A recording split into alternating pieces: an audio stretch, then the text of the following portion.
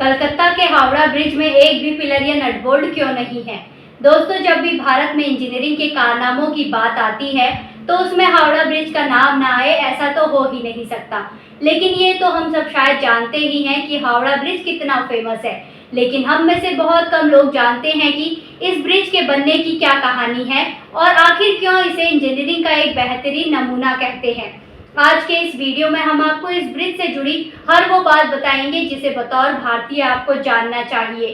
कोलकाता और हावड़ा के बीच हुगली नदी पर पहले कोई ब्रिज नहीं था। नदी पार करने के लिए नाव ही एकमात्र जरिया था। बंगाल सरकार की ओर से साल 1871 में हावड़ा ब्रिज अधिनियम पारित होने के बाद साल 1874 में सर ब्रैडफोर्ड लेस्ली ने नदी पर पीपे के पुल का निर्माण कराया। 1874 में 22 लाख रुपए की लागत से नदी पर पीपे का एक पुल बनाया गया, जिसकी लंबाई 1528 फीट और चौड़ाई 62 फीट थी। फिर 1906 में हावड़ा स्टेशन बनने के बाद धीरे धीरे ट्रैफिक और लोगों की आवाजाही बढ़ने लगी। तब इस पुल की जगह एक फ्लोटिंग ब्रिज यानी कि तैरता हुआ पुल बनाने का फैसला किया गया। लेकिन तब तक पहला विश्व युद्ध हो चुका था, इसी वजह से ये काम शुरू नहीं हुआ। जिसके बाद युद्ध बीता और साल 1922 में न्यू हावड़ा ब्रिज कमीशन का गठन करने के कुछ साल बाद इसके लिए टेंडर जारी किया गया था। तब जर्मनी की एक फर्म ने सबसे कम पैसे का टेंडर भरा था, लेकिन तब जर्मनी और ग्रेट ब्रिटेन के आपसी संबंधों में भारी तनाव रहने की वजह से जर्मनी की उस कंपनी को इस पुल को बनाने का ठेका नहीं दिया गया था। बाद में वो काम ब्रेथवेट जोसेफ कंस्ट्रक्शन कंपनी को सौंपा गया। अगर बात करें कैंटिलीवर ब्रिज को बनाने की तो इसमें 26,500 टन स्टील का इस्तेमाल किया गया था और उस वक्त में इतनी स्टील इकट्ठा कर पाना एक बड़ा टास्क था। लेकिन पुल का निर्माण बहुत जरूरी था, इसीलिए देश की बड़ी स्टील कंपनी बनाने वाले लगभग इकलौती कंपनी टाटा ने अपने पास से स्टील बनाने की बात कही। इसी कारण डिमांड में से 23,500 टन स्टील की सप्लाई टाटा स्टील ने की। यानी अगर देखें तो ये पुल एक तरह से टाटा का ही पुल है।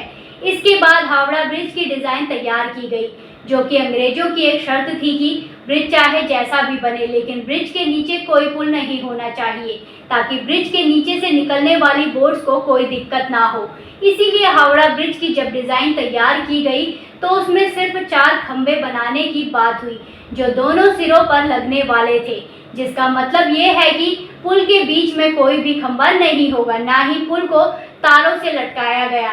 पूरे ब्रिज महज नदी के 2 किनारों पर बने 280 फीट ऊंचे 2 पायों पर टिका है।